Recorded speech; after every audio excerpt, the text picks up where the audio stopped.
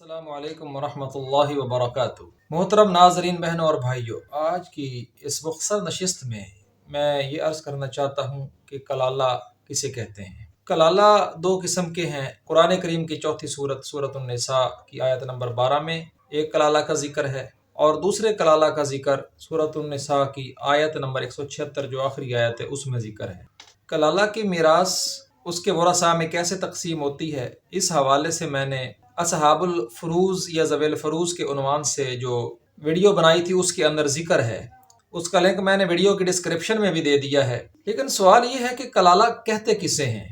یہ بنیادی بات ہے۔ کلالہ کا لفظ اکلیل سے ہے، جس کا مطلب ہے کہ جس نے سر کو ہر طرف سے گھیرا ہو، کہ وہ رشتے کے جو مرنے والے مرد یا عورت کو اوپر نیچے اور اطراف سے گھیرے ہوتے ہیں۔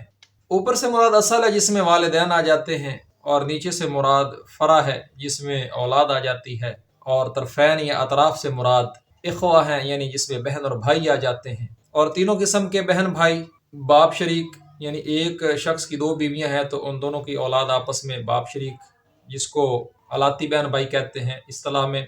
یا پھر سگے بہن بھائی جن کا ماں باپ ایک ہے، جن کو عینی بہن بھائی کہتے ہیں۔ اور یہ الاتی اور عینی دونوں قسم کے بہن بھائیوں والے کلالہ کا ذکر ہے آیت نمبر 176 میں۔ اور ایک ہوتے ہیں اخیافی بہن بھائی جو ماں شریک ہوتے ہیں، یعنی ان کی ماں ایک ہوتی ہے لیکن باپ ان کے مختلف ہوتے ہیں۔ ہوتا ہے کہ ایک عورت کو طلاق ہوئی، خلا لے لی اس نے، یا خامد فوت ہوا، اس نے دوسرے سے نکاح کیا، تو دونوں خامدوں کی اولاد آپس میں اخیافی بہن بھائی ہے۔ تو جب کوئی عورت یا مرد فوت ہوتا ہے کہ اس کے اخیافی بہن بھائی اس کے ترکے میں کیسے حصہ دار بنتے ہیں، تو اس کا ذکر سورۃ النساء کی آیت نمبر 12 میں آخر میں ہے۔ لیکن بنیادی بات ہے کہ کلالہ کہتے کسے ہیں، کیونکہ جب کوئی مرنے والا کلالہ ہوتا ہے تو اسی صورت میں اس کا ترکہ اس کے بہن بھائیوں میں جا سکتا ہے، بس صورت دیگر عموماً وہ محروم رہتے ہیں۔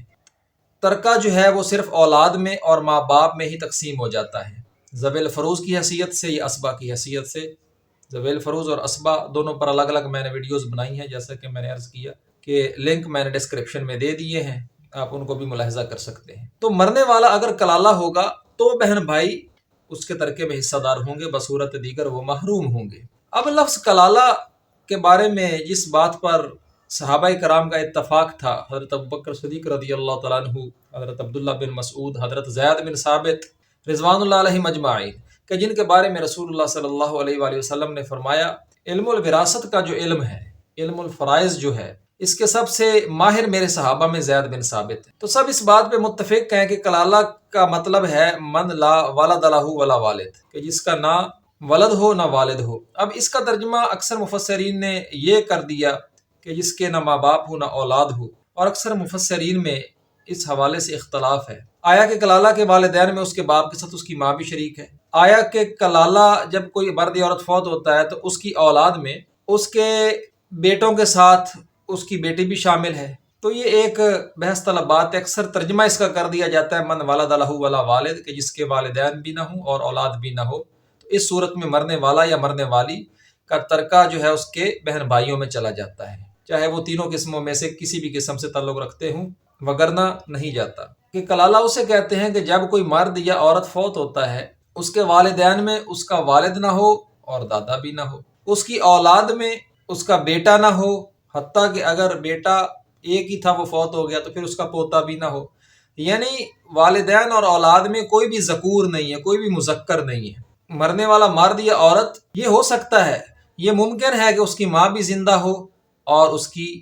بیٹی بھی زندہ ہو، لیکن یہ اس کے کلالہ ہونے میں رکاوٹ نہیں ہے۔ ہاں، صرف اس کی اولاد اور والدین میں کوئی ذکور یعنی مذکر نہیں ہونا چاہیے، جیسے باپ ہے یا نیچے بیٹا ہے، تو پھر اس کے بہن بھائیوں کو اس کے ترکہ میں حصہ ملتا ہے، اگرچہ اس کی ماں بھی ہے بیٹی بھی ہے۔ اکثر مفسرین کا اختلاف ہے، اور تفاسیر میں دیکھیں تو اکثر یوں کہہ دیتے ہیں کہ من لا ولد ولا والد، جس کے والدین بھی نہ ہوں اولاد بھی نہ ہوں۔ اس کو فلٹرڈ نہیں کرتے کہ والدین میں صرف ذکور مراد لیں اور اولاد میں بھی ذکور مراد لیں۔ البتہ شافات پرنٹنگ پریس سے جو قرآن کریم کا ترجمہ و تفسیر چھپی ہے، کہ جس کے مفسر یوسف صلاح الدین ہیں، تو انہوں نے اس کا ترجمہ یوں کیا ہے کہ من لا ولد ولا والد، کہ جس کے والدین میں نہ باپ ہو اور اولاد میں نہ کوئی بیٹا ہو۔ تو یہ بات مجھے اپیل کی ہے، اس لیے کہ میں ایک حدیث جو بخاری شریف کی ہے کتاب الفرائض میں، اس کا حوالہ دوں گا۔ اس سے یہ بات واضح ہو جائے گی کہ کلالہ کی اولاد میں بیٹی ہو سکتی ہے، پوتی ہو سکتی ہے، البتہ اس کا بیٹا یا پوتا نہیں ہونا چاہیے۔ بیٹا نہیں ہے اور بیٹے کے عدم موجودگی میں پوتا بھی نہیں ہے، یعنی اس کی اولاد میں کوئی مذکر ہی نہیں ہے۔ ہاں بیٹی ہو سکتی ہے، پوتی ہو سکتی ہے۔ تو اس کی کیا دلیل ہے؟ اس کی دلیل بخاری شریف کی کتاب الفرائض میں وہ حدیث ہے جس کے باب کا ہی عنوان یہ ہے کہ میراث الاخوات مع البنات، کہ بہنوں کا ترکے میں حصہ بیٹیوں کی موجودگی میں۔ نبی علیہ الصلوۃ والسلام نے فرمایا کہ اجعلوا الاخوات مع البنات اسبا، بہن کو بیٹی کے ساتھ اسبا بنایا جائے، یعنی مرنے والے کے ترکے میں حصہ دیا جائے۔ یہ کب ہے؟ کہ جب مرنے والے مرد یا عورت کا کوئی مذکر بیٹا نہیں ہوتا، اور بیٹا نہیں ہے تو پھر پوتا بھی کوئی نہیں ہوتا، مذکر ہے ہی نہیں، البتہ بیٹی ہوتی ہے۔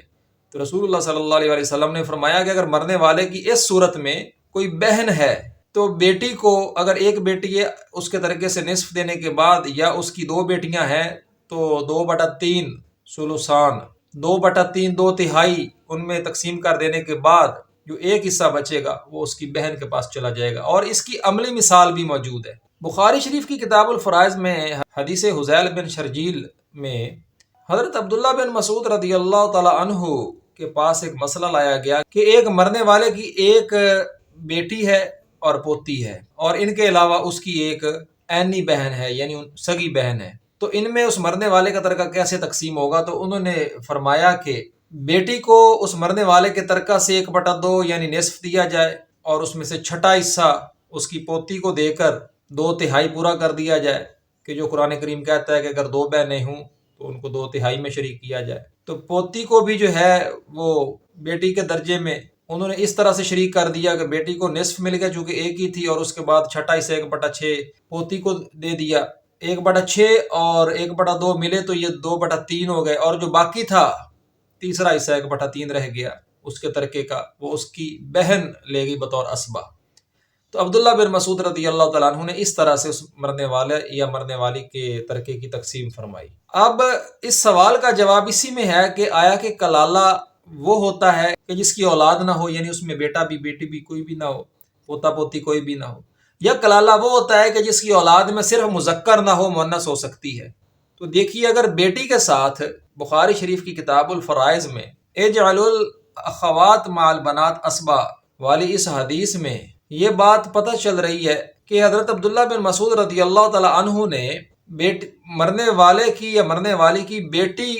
اور پوتی کی موجودگی میں بہن کو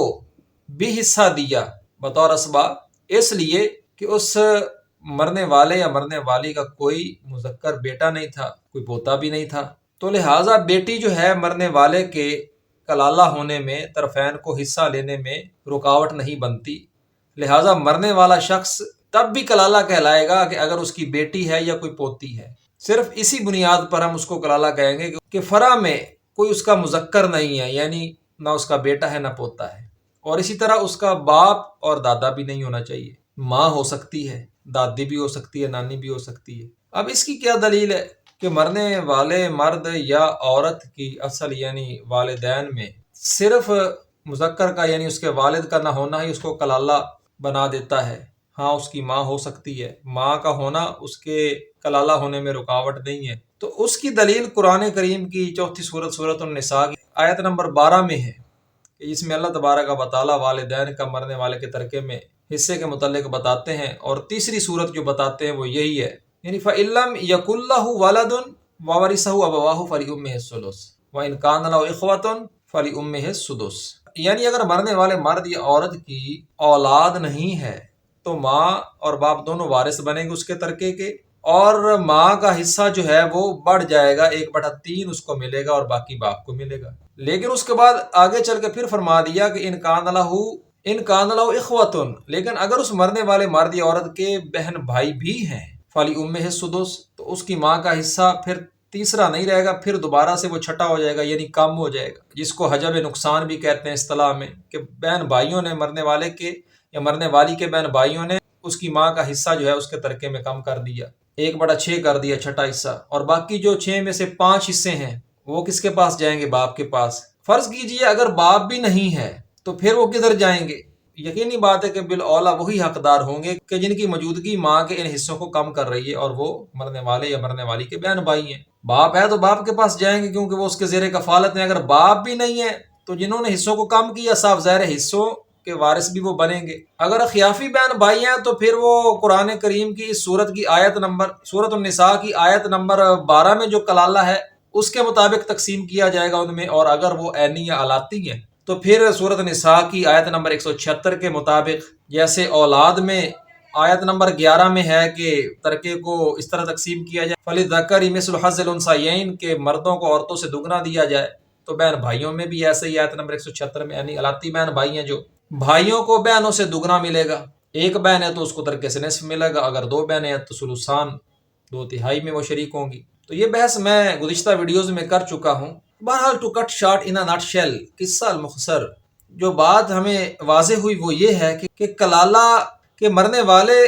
مرد یا عورت کا کلالہ ٹھہرنا ہی اس کے بہن بھائیوں کو اس کے ترکے میں شریک کرتا ہے۔ تو اس ساری بحث سے پتہ چلا کہ کلالہ مرد یا عورت وہ ہوتا ہے کہ جس کے اصل میں یعنی والدین میں بھی کوئی مذکر نہ ہو، اور اس کی فرع یعنی اولاد میں بھی کوئی مذکر نہ ہو۔ اولاد میں مذکر ہونے کی صورتیں بیٹا ہے، اگر بیٹا نہیں ہے تو پوتا بھی نہیں ہے، اور اصل میں مذکر کی صورتیں بھی دو ہیں، والد اگر والد نہیں ہے تو دادا بھی نہیں ہے، کہ جس کی طرف ترکے میں والد کا حصہ جو بنتا ہے وہ منتقل ہو سکے۔ ہاں، مرنے والے کلالہ مرد یا عورت کی بیٹی ہو سکتی ہے، ماں ہو سکتی ہے، تو اس کے کلالہ ہونے میں رکاوٹ نہیں ہے۔ بیٹی کی موجودگی اور ماں کی موجودگی اس کو کلالہ ٹھہرانے میں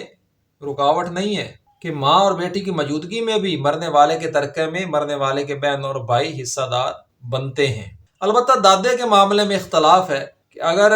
کوئی شخص فوت ہوتا ہے، اس کا بیٹا بھی نہیں ہے، پوتا بھی نہیں ہے، اور اس کا باپ بھی نہیں ہے، لیکن دادا ہے، تو دادے کی موجودگی بہن بھائیوں کو محروم نہیں کرتی۔ اس میں اختلاف ہے۔ اس میں 3 ائمہ اور کچھ جید صحابہ ایک طرف ہیں، ان کی ایک رائے ہے، اور ایک امام اور کچھ جید صحابہ ان کی بالکل متضاد دوسری رائے ہے، جیسا کہ امام مالک، امام شافعی اور امام احمد رحمہ اللہ علیہ مجمعین، اور اسی طرح صحابہ کرام میں حضرت علی، حضرت زید بن ثابت، حضرت عبداللہ بن مسعود رضوان اللہ علیہ مجمعین، ان کا مذہب و موقف یہی تھا کہ دادا کی موجودگی میں مرنے والے مرد یا عورت کے ترکہ سے ان کے بھائیوں کو، بہن بھائیوں کو حصہ ملے گا۔ وہ بہن بھائیوں کو اس کے ترکے میں حصہ لینے سے محروم نہیں کرتا، یعنی دادا کی موجودگی۔ لیکن اس کے برعکس ائمہ میں امام ابو حنیفہ رحمۃ اللہ علیہ، اور صحابہ میں حضرت ابوبکر صدیق رضی اللہ تعالیٰ عنہ، حضرت ابن عباس، حضرت ابی بن کعب، حضرت معاذ بن جبل رضوان اللہ علیہ مجمعین، ان کا موقف دوسرا تھا کہ دادا کی موجودگی جو ہے مرنے والے مرد یا عورت جو کلالہ ہے اس کے بہن بھائیوں کو اس کے ترکے میں حصہ دار بننے سے محروم کر دیتی ہے، جس کو اصطلاح میں کہتے ہیں حجب حرمان۔ وہ واقع ہو جاتا ہے کہ دادا کی موجودگی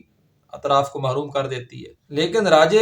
بات یہی ہے کہ جس پر امت کا اتفاق ہے کہ دادا کی موجودگی میں صرف ان بہن بھائیوں کو حصہ ملے گا کہ جو عینی اور علاتی ہیں۔ جو اخیافی بہن بھائی ہیں، یعنی ماں کے 2 خامندوں کی اولاد آپس میں جیسے بہن بھائی ہوتی ہے، تو ایسے بہن بھائی جو اخیافی بہن بھائی ہیں ان کو دادا کی موجودگی میں حصہ نہیں ملے گا۔ البتہ جو ماں باپ شریک ہیں، جن کو عینی بہن بھائی، سگے بہن بھائی کہتے ہیں، یا باپ شریک ہیں کہ ایک آدمی کی 2 بیویوں کی جو اولاد آپس میں ہوتی ہے، علاتی بہن بھائی، علاتی اور عینی بہن بھائیوں کو دادا کی موجودگی میں کسی کلالہ کے ترکے میں سے حصہ ملے گا۔ تو اس بات پر امت میں اتفاق ہے۔ تو محترم ناظرین، یہ تھی کلالہ کی بحث، کلالہ کی تعریف اور کلالہ کے بارے میں میری تحقیق، اور اس حوالے سے آپ کا کوئی سوال ہو تو آپ کمنٹ سیکشن میں اپنا سوال پیش بھی کر سکتے ہیں۔ انشاءاللہ میں کم از کم اس ویڈیو میں کوشش کروں گا کہ ترجیحاً جواب دوں۔ آج کے لیے بس اتنا ہی، انشاءاللہ تعالی نیکسٹ ویڈیو میں ہم بات کریں گے موانع کی، کہ وہ کون کون سی باتیں ہیں کہ جن کی وجہ سے کوئی شخص مرنے والے کے ساتھ توارث ہونے کے باوجود، یعنی اس تعلق کے باوجود کہ جس کی بنیاد پر وہ اس کے ترکے کے اندر حصہ دار بنتا ہے، محروم رہتا ہے۔ تو ان اسباب کے متعلق میں عرض کروں گا کہ وہ اسباب کون کون سے ہیں۔ تو انشاءاللہ تب تک کے لیے اجازت۔ السلام علیکم ورحمۃ اللہ وبرکاتہ۔